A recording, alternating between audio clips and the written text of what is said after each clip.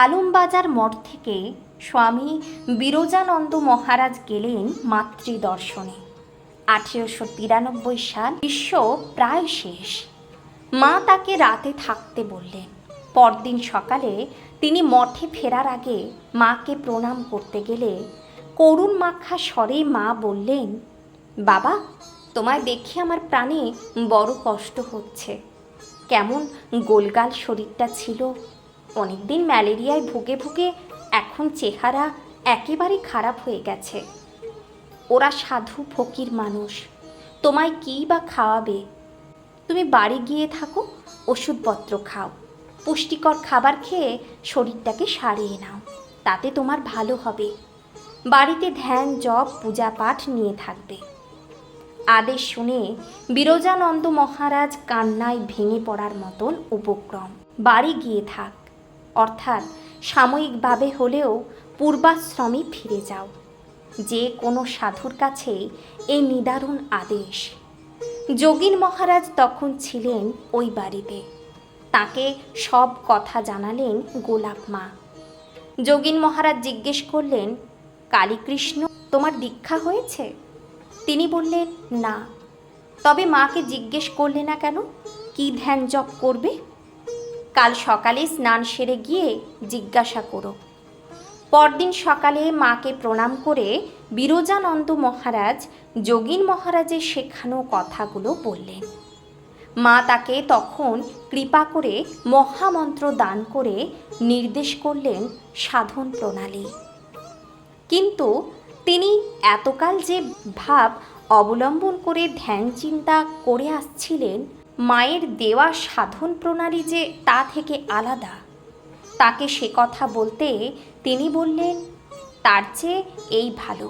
তার এই একটি কথায় বিরজানন্দ মহারাজের সব দ্বন্দ্ব কোথায় যেন উড়ে গেল।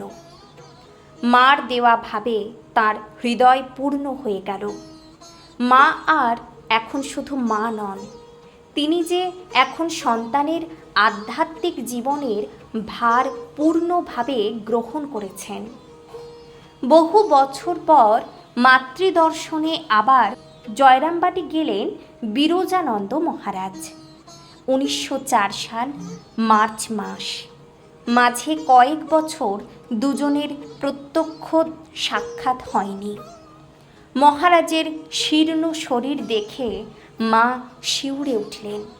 তিনি তো অন্তর্যামী, বুঝলেন এ দেহের ব্যাধি নয়। প্রশ্ন করলেন, ধ্যান কোথায় করো, হৃদয়ে না সহস্রারে? মহারাজ বললেন, সহস্রারে। কেননা ওখানে ধ্যান করতে ভালো লাগে, খুব আনন্দ পাই। মা বললেন, বাবা, করেছ কি?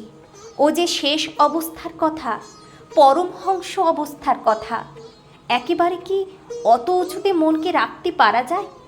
প্রথমে একবার মনকে মস্তকে নিয়ে গিয়ে পরে হৃদয়ে নামিয়ে এনে সেখানে ইষ্টের ধ্যান করতে হয়। এর আগে অনেক চিকিৎসা নিয়ম পালন পথ্যাদি যা হয়নি, মার ওই সামান্য বিধানে তাই হলো। ধীরে ধীরে সেরে উঠলেন বিরজানন্দ মহারাজ। জীবনের অপরাহ্নে এই ঘটনার কথা উল্লেখ করে গভীর আবেগের সাথে বলেছিলেন, সিদ্ধ গুরুর দরকার এর জন্যই। মার ওই উপদেশ যদি না পেতাম, তাহলে হয়তো জীবনটা নষ্ট হয়ে যেত, চিররুগ্ন থাকতুম বা মস্তিষ্ক বিকৃতি ঘটত। এমনই ছিল আমাদের সত্য জননী মা শারদামণি। জয় ঠাকুর, জয় মা।